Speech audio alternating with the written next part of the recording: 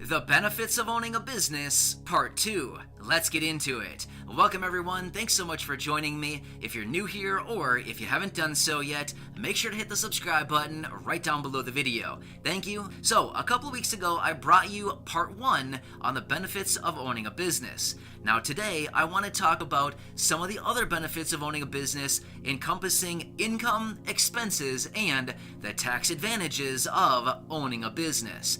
Now I get it, some people think, oh, taxes, I don't want to learn about, but no, if you're going to own a business, even if you don't own a business, you should understand the tax code.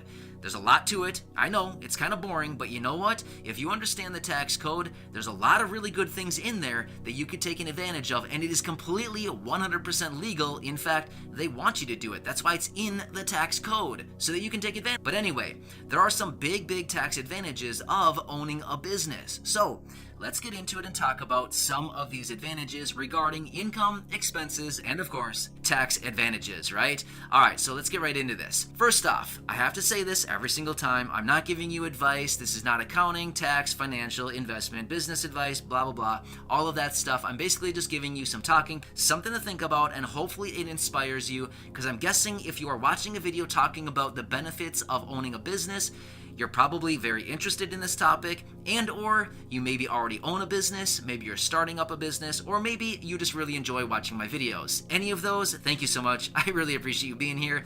I just want to do what I can to help, share my knowledge, share my expertise, and just the things that I know about all these topics, and hopefully help you out in some way. Alright, let's quickly talk about this. So let's quickly talk about the personal side first. The reason I want to talk about this is because you'll better understand the business advantages here in just after we talk about the personal side. Okay, so you've probably worked a job at some point. Maybe you're currently working a job, or at some point you've probably worked a traditional job in your life, right? You go to a job, you either earn a hourly salary or you earn an hourly wage or a salary, and each and every week or bi-weekly, whatever it is, you get your paycheck, right? The best time of the week. You get your check, you open it up, and you see the top line, right? The gross income. You see your gross income. It's a nice big number. Wow, this is great. I made a lot of money this week. Cool, right? Well, then you start looking down the line. Federal taxes, state taxes, Social Security taxes, Medicare taxes, and probably a couple other taxes. And it all flows down to the bottom line, and then you see a much smaller number, right? You know exactly what I'm talking about. Your net income is the bottom line. So essentially, your gross income is the top line.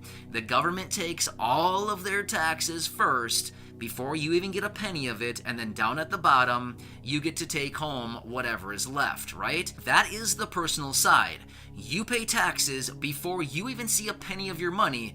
The government takes their cut first, okay? So, now that we understand that, everybody understands this because you've probably recognized this, you've probably seen this in your own personal life, you probably envisioned a paycheck as we were talking through that, right? Your pay stub. I know I certainly did. I've been there, done that, and I know exactly what that looks like, right? It's kind of discouraging when you see how much they take every single week. But anyway, let's talk about the business side now.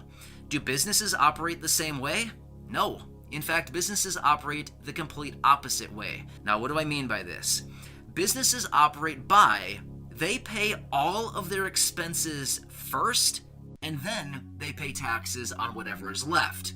Wait, sounds confusing, but yeah, it's a little bit confusing, but it's actually a really cool thing here. Let's quickly jump back to the personal example for just a second. Okay, so you got your gross income on the top, you take all your taxes out, you get the net income down at the bottom line, and that's what your paycheck is for, and you get to pay all of your expenses, your living expenses, off of your net income, right? So your rent, your mortgage, your car payment, your insurance on your car, gas on your car, food in your fridge, food on your table, clothing on your back, shoes on your feet, all of these things comes out of your net income, right? You pay all your taxes first, and then you pay all of your expenses out of your net income. All right, got it. Now, let's talk about it when it comes to that business example. Businesses do the same thing, but it's actually opposite. So here's what it comes down to. When a business brings in a bunch of income, whatever the income is, maybe it's $100, maybe it's $1,000, maybe it's $10,000, or maybe it's $100,000. It literally does not matter what the income is. Whatever the income is for the business, they take the top line number. Okay, just like the gross income. Same thing for the business. gross revenues, gross sales. That's what is referred to as a business. Same thing, the top line number. Then the business gets to minus off all of their expenses that they incurred during that period, whether it's a month, a quarter. Typically it's quarterly, right? So mostly you're paying quarterly taxes, right? So either way, I mean, again, it's not business advice. You have to figure out what's best for your business or whatever. Talk to your accountant. But essentially, let's just say it's on a quarterly basis. So the business has its gross revenue on the top line. Then you take all of your expenses that you incurred, business expenses, by the way, not personal expenses. Don't do that. That is very bad. You cannot do that. It has to be business related. Business related expenses. You take those and you minus those off of your gross income, right? So let's just say, for example, you had a business and in one quarter you grossed $10,000 of income. Nice. Good job. I mean, seriously, that's awesome. $3,333 a month. That's pretty cool, right? Seriously. So congratulations if that's your case. But you have $10,000 of gross income over the course of one quarter. Now you take all of your business expense and you minus it off your $10,000. So let's just say in that time you had $3,000 of rent, right? You pay $1,000 a month in rent. So you have $3,000 of rent. By the way, business rent, right? For your business. You have rents. Maybe you have, I don't know, internet at your business. It's $100 a month. So that's another $300. So now you're at $3,300. Maybe you have other expenses totaling another $1,700. I'm just making up random numbers, okay? So you have $3,300 between rent and now you have another $1,700 of other expenses. A total of $5,000 of expenses over the course of these 3 months, right? Okay, so now you got your gross income at the top line. You minus off all your expenses, $5,000, right? So now you have a bottom line number of $5,000. Guess what? You're only going to pay taxes on the $5,000, not the $10,000. Nope. You're going to pay taxes on the $5,000 that you have left after minusing off all of your expenses. Pretty cool, right? Whereas in the personal exam, they take all the taxes also off of your gross income, your top line number, and then you get what's left. In the case of a business or a business example, it's the complete opposite. You get your gross income, you minus off all your expenses, and then you pay taxes on the net income, right? So that's a pretty cool thing about business expenses right there and operating a business. Now, one more thing. Again, this is not advice. You got to talk to your accountant, but you need to make sure that any expenses that are incurred by your business are actually business expenses. You can't go out to eat at your local restaurant and buy a bunch of food for yourself and be like, well, this is a business expense. I mean, in some cases you can write off business meals, but again, talk to your accountant about that. But my point is, if you go out to the store and buy yourself some new shoes and a new shirt and some new pants and shorts and socks and all these things, you can't go and say, well, this was a business expense. No, sorry, it doesn't really work that way. Nope, it's got to be business related. Rents, maybe like shipping costs if you have that, electrical, right? So if you have a business and you have a storefront or something like that, you need to write off your electrical, your gas, like gas as in to heat the place, your internet, cleaning expenses, maintenance, repairs that you may have on the property, shipping expenses, acquiring of products if you sell physical products, whatever it is to buy that product that you resell, all kinds of stuff, equipment, office supplies. There's so many different things. Literally, you could go on and on talking about this forever, talking about all the other expenses that you can write off and that you can actually buy for your business, right? Provided they are necessary business expenses for whatever industry that you're actually in. So again, this is part 2 of why owning a business is actually pretty cool, right? So you can write off all of these expenses and only pay taxes on the remaining net income, right? So anyway, pretty cool. If you kind of start running the numbers on this, you, like in your personal life, if you would have had $10,000 of income over 3 months, you'd pay taxes on all $10,000.